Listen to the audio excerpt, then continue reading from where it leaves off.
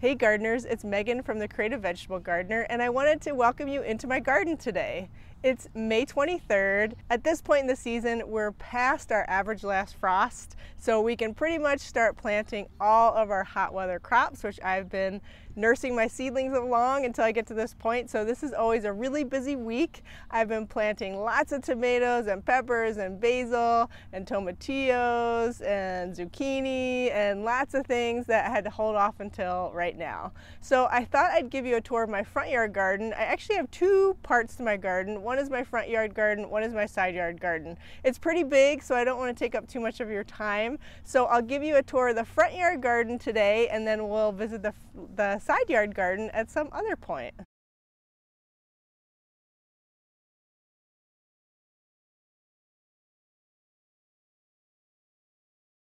I'm in the middle of planting a bunch of things, so I still got some tools out. I wanted to quick make this video before it got too dark. So this first bed is onions. I grow a lot of onions in my garden, usually around 350. This bed, I decided to do an experiment. I'm growing half of my peppers with some black plastic down and half of my peppers with, I'll just mulch. There's just soil right now because I just planted them.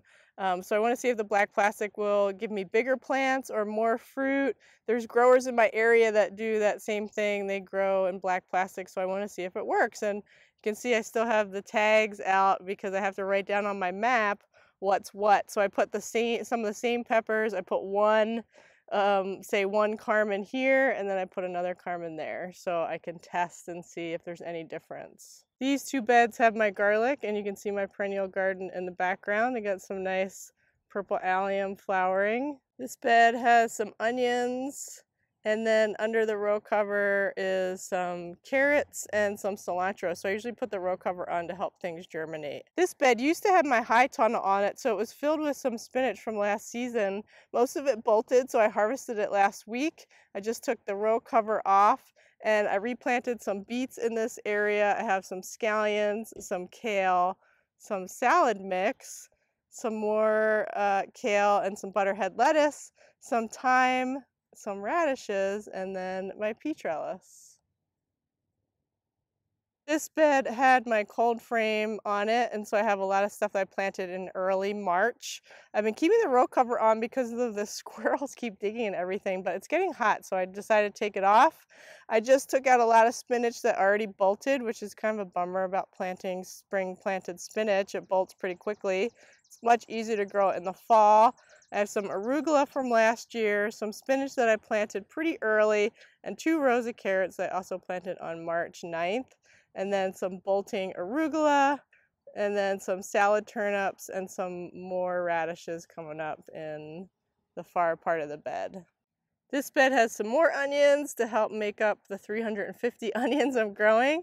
This is my next door neighbor is actually 7 years old now, and she has her own bed. So she just came over yesterday. We finished planting some things in her bed. She's got some purple potatoes, kale, salad mix, radishes, and then some cherry tomatoes and watermelon that are gonna climb up this new trellis that I just built with some leftover livestock panel. I don't have anything really in this bed yet except some cucumbers and that are gonna climb up the trellis, and I think I'm gonna plant some greens and maybe some cilantro. Spirals looking pretty good. I think I might have an ant nest in it, so I haven't planted much in there. There's some mint that's coming back, some onion chives. I planted some parsley, and I just bought actually a couple more herbs today that I'm going to plant in it. But you can see I noticed all these little piles of dirt, and then when I dug around, there are some ants in there. So I'm going to try to figure out how to get rid of them before I start planting a bunch of things in there. This bed was covered in plastic over the winter. This is spinach from last August, and it's May. I'm still harvesting it. It's starting to bolt, so I'm slowly harvesting it all, bring it into my house, and I planted 1 row of green beans where I took out a row of spinach, and eventually this whole garden bed will be green beans.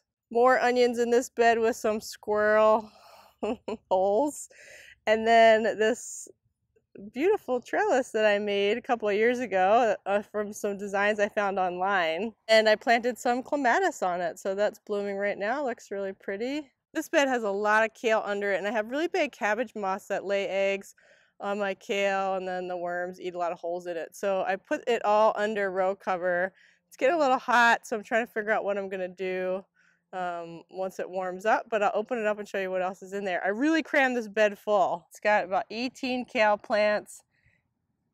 In between the kale plants, I planted a bunch of lettuce. I also planted a row of salad mix between the kale plants because I'll harvest that a lot quicker than the kale. It'll be gone before the kale's any big size. So my kale's pretty much ready to harvest. I also planted some broccoli at the end of this bed, some bok choy, and some chard. So I got a lot going on in this bed, and I'm excited to start harvesting from it.